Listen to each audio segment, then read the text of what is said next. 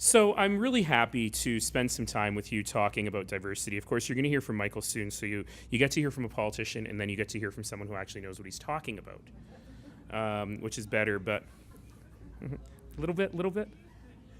But he does have outstanding socks. That said, I'm actually going to do what I often do with you today, and I'm actually going to tell a whole bunch of stories. And I think that a lot of those stories together really help us understand what kind of a community we built here. And I think what's important for us as Calgarians in the room is to start from a place where we actually appreciate what we built here, because we take it for granted. And we often forget just how special it is. And so I want to talk today a little bit about what we've got, what we have here, what's working well. I'll speak very briefly with a bit of a historical context on how we got here and what brought us to this point. And then I'll speak as well on what we need to do now and what we need to do to make the community work even better. And I hope that we'll hear a lot from Michael today about that as well.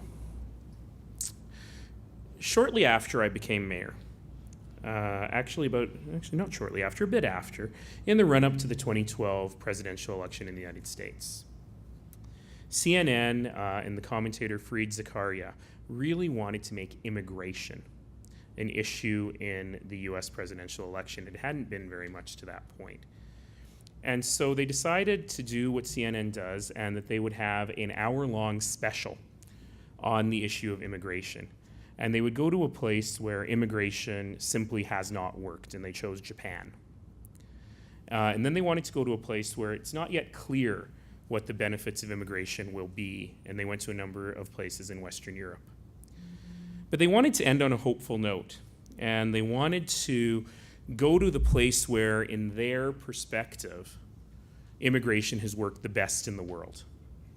A place where pluralism and multiculturalism really work as part of the success of the community. So it's no surprise that they not only chose Canada and they chose Alberta, but they chose the city of Calgary.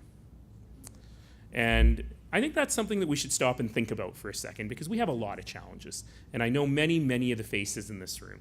And I know many of the folks in this room have been working hard for a long time and continue to work hard every single day to make our community more respectful, more pluralistic, and greater opportunity for all. But I think it's important for us to start with understanding just what we have.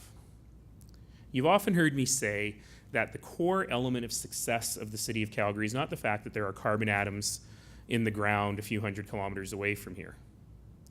The core element of our success is just this, that somehow, some way, we have created a community here in Calgary where nobody cares who your daddy was, nobody cares where you went to school, nobody cares what you come from or what you look like, but that we actually care what you bring to the table and how you are able to make your ideas real, how you're able to make your dreams happen in this community. And I think that that is both unique and very special. And it's worth us reflecting on how we ended up there. First of my many stories.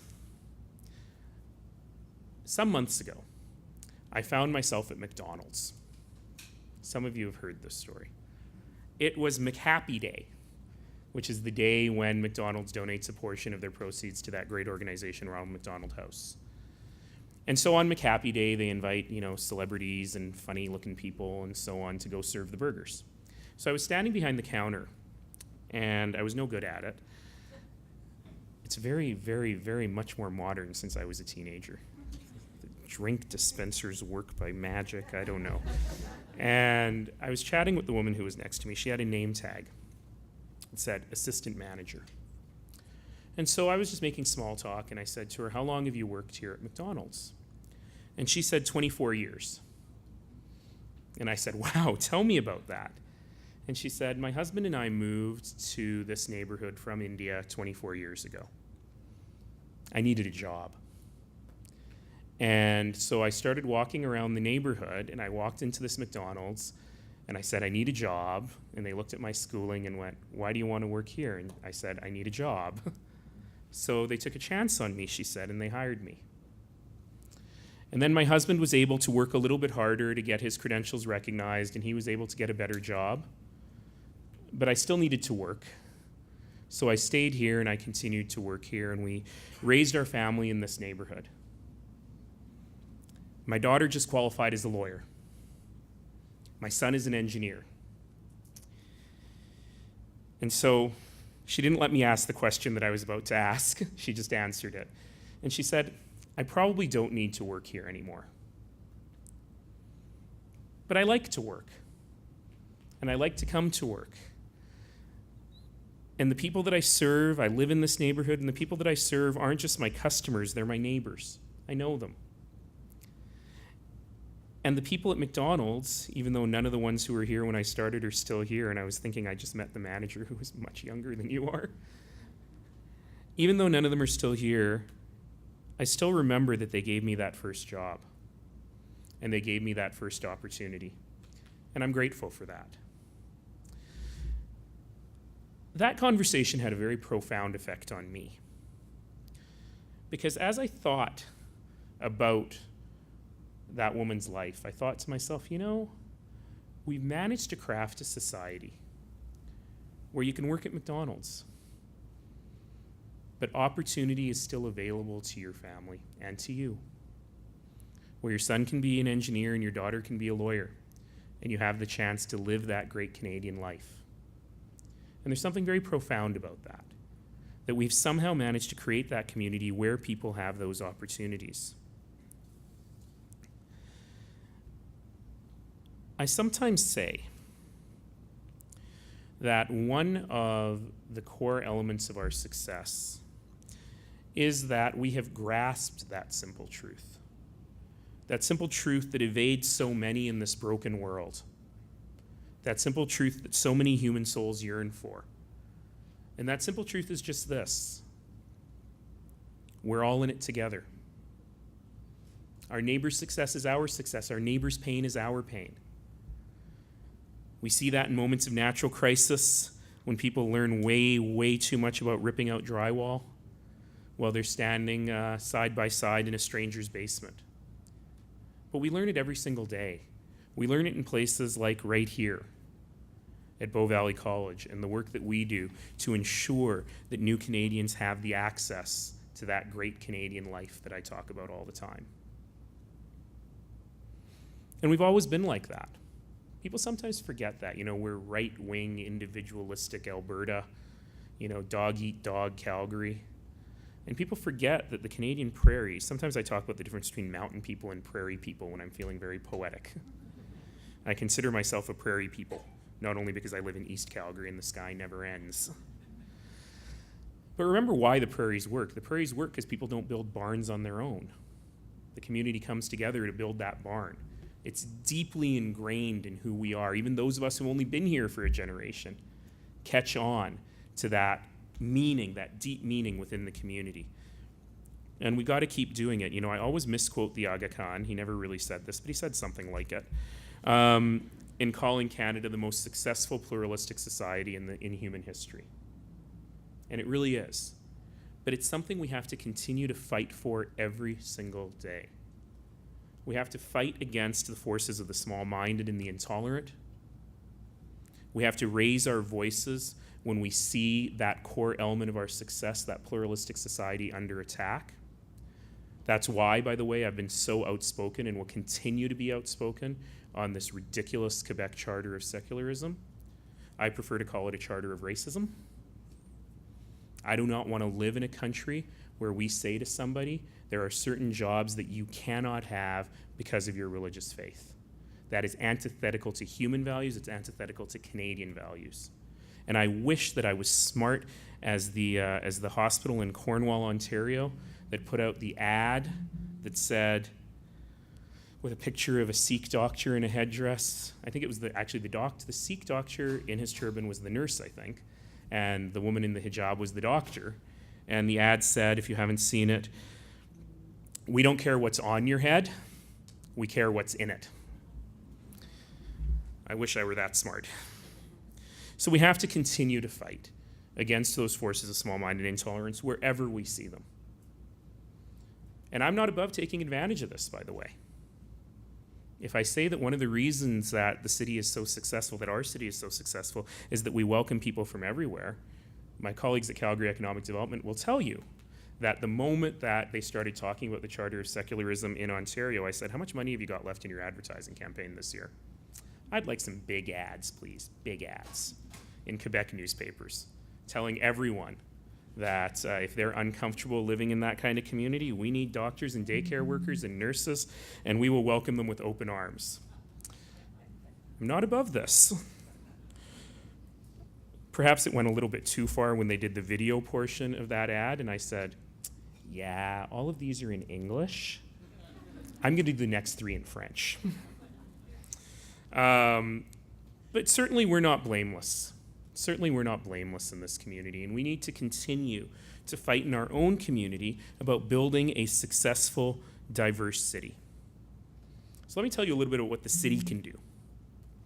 First of all, we have to work hard on city planning. We have to work hard on resisting the urge to create enclaves for different kinds of communities within our city. We have to resist segregation. I'm debating how political I should get. 4 more years, right, Sharon? Can't get rid of me for a while? All right. Our developers, bless their hearts, just before the Christmas break, released the result of some research. I'm an academic, so I have to put that in quotes, on the concept of comfort capital, making the argument that people are only comfortable in neighborhoods where everyone else is exactly the same as them. Pity, they said.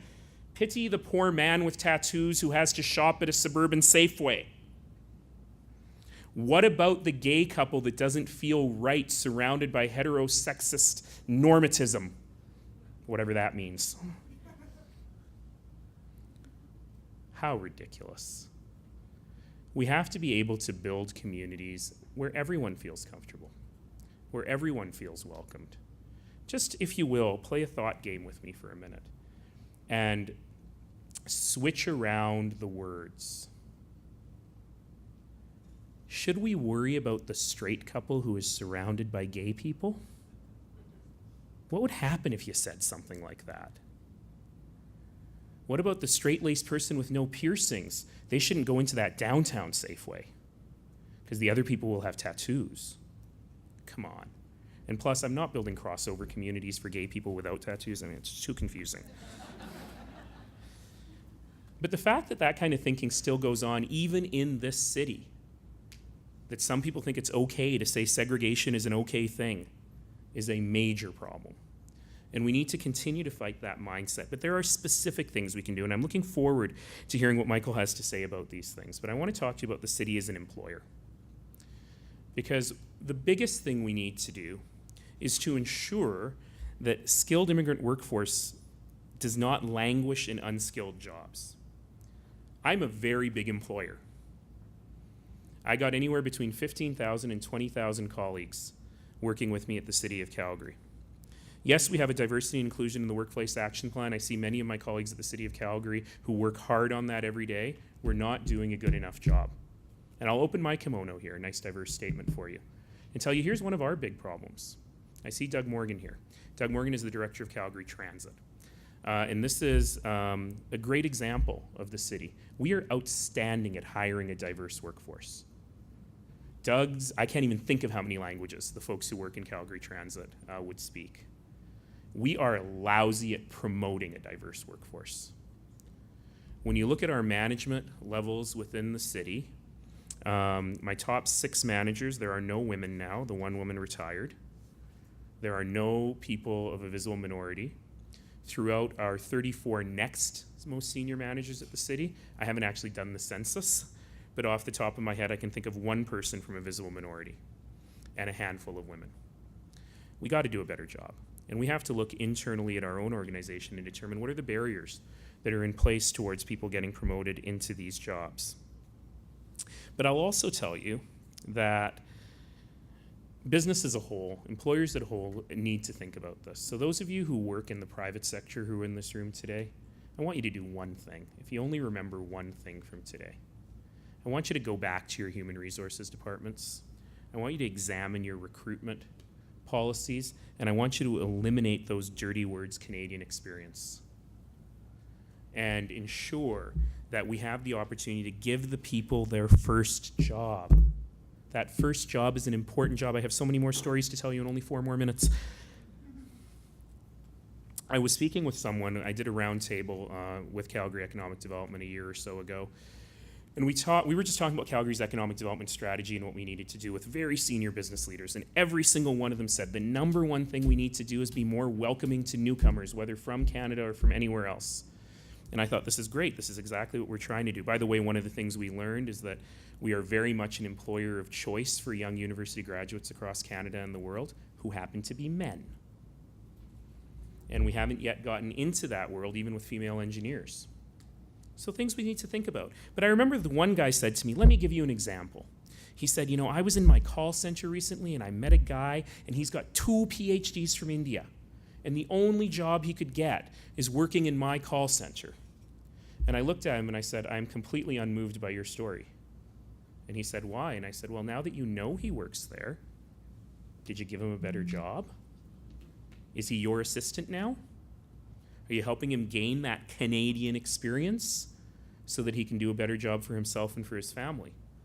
And the guy didn't think of it. He didn't think that it was his job to figure out how to make that change. And we have to recognize that every single one of us have that job. Okay, I'm getting on with my stories. I have like 20 more pages. That's okay, right? You want to hear Michael. You don't want to hear me. I'll say one more thing and then I'll tell you 2 more stories that I hope are instructive. Those of us who come from visible minority communities, those of us who come from cultural communities, we also have an important job to do. And every single time I speak to a cultural community, I say the same thing, which is we must resist the urge to be insular. We must resist the urge to keep to ourselves. We must continue to contribute to the broader community in every way we can. So I'll give you a very simple framework that I like to use. And that framework is 3 Ps. Policy, programs, people. We got to get the policy right. That's for us in government. And in fact, it's really for the other orders of government. How do we deal with temporary foreign workers? What do our immigration policies look like? By and large, I think we're going in the right direction here in Canada overall. The next is programs. We have to make sure that when people arrive in this country, there are support services for them to integrate quickly and to do well in the community. But the third is people. For every single one of us to really take responsibility for building up the diversity in our community. So I'm going to tell you a Bow Valley College story. Everyone who works at Bow Valley College has heard this story a million times. And the story is the story of Guido. Guido came to Canada from Colombia. And like many immigrants, he started in Newfoundland. He ended up here because there was a bigger Colombian-Canadian community here. And like many immigrants, he started working in a job that probably is not what he had training for. He became a house painter. He was very good at it. And he was making a lot of money. And he bought a house, started to raise his young family. But his friends in the Colombian community really would bother him. They bothered him all the time, saying, Guido, you got to do more. You got to do better than this. And they were on him. And finally, he heard all of this, and he said, okay. He took a big risk. He quit his job. He came here to Bow Valley College, upgraded his English. And then he got into a program, what's it called, Sharon? Workplace? Corporate Readiness. I was going to say Workplace Readiness. Corporate Readiness program. And part of the Corporate Readiness program is that you have to do a 6-week unpaid internship with a corporation for that Canadian experience. And one of Sharon's colleagues very bravely phoned me directly and said, Mayor Nenshi, we've got this program. I've got a student. I want you to take him. To which I responded, well, we've got this great HR department at the city. Why don't you contact them? I'm sure that they can find something for you. And they said, no.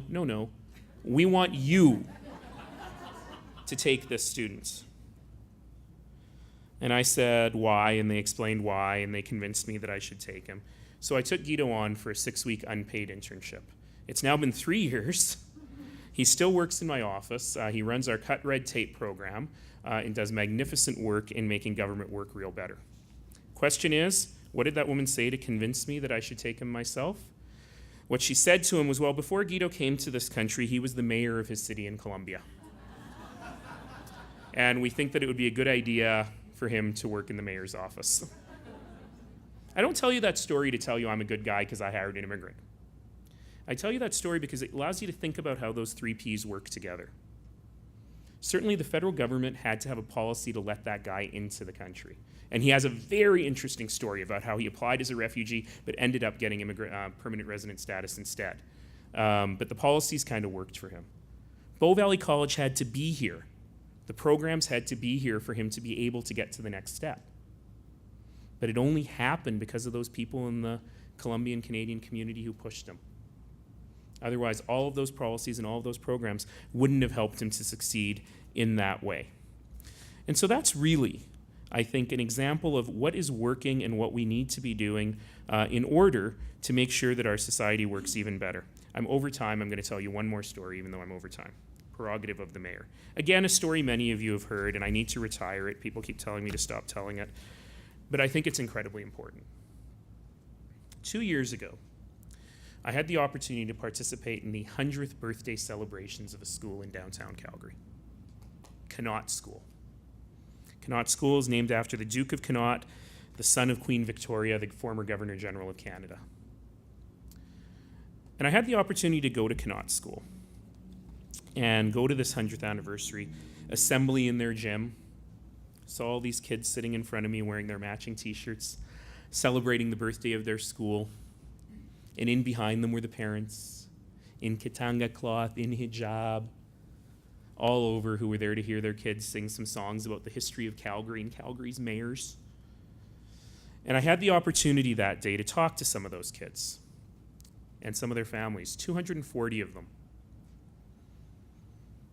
61 different countries, 42 different languages spoken at home. And because Connaught School is in downtown Calgary, it's often the first port of call for people who've come to this country. And that day, I heard horrible, horrible things. I heard stories of war, of degradation, of poverty, of violence so horrific you can't imagine a human being doing that to another, let alone in front of a child. And that day, it would have been really easy to be incredibly disillusioned, to lose all hope about this broken world. And for some reason that day I wasn't. Because I knew one thing to be true. I knew it with unbelievable clarity right at that moment. And that was, regardless of what had happened to these kids and their families, regardless of what wrath some vengeful God had visited upon them, they had one enormous, incredible stroke of luck. And that enormous, incredible stroke of luck was that they ended up here. They ended up in Canada, they ended up in Alberta, they ended up in Calgary, they ended up at Connaught School. They ended up in a community where we care about their success, where people are going to look after them, where people are going to catch them if they stumbled and give them every opportunity we could possibly give them. And I knew at that moment that those kids were going to be just fine. So I didn't talk to the kids. I talked over their heads and I talked to their parents. And I told them that. And I said, but you got a job to do too. And I said to the parents, we owe your kids a great Canadian life. But you know what? We owe you a great Canadian life. So I want you to work hard. I want you to make the sacrifices. And you know what? If you're happy being a cab driver or a cleaner, those are decent and dignified jobs with their own dignity, and there's nothing wrong with that. But if you want more for yourself, not just for your kids, for yourself, take the risk now. Upgrade your English. Go to Bow Valley College. Go back to school. Fulfill your own dreams, because you have the same right to that great Canadian life as your kids do. I'm lucky. I get to go to work every single day and try and fulfill that promise for our community. And I hope that every single one of you takes the opportunity to fulfill that community's promise as well. Thank you all.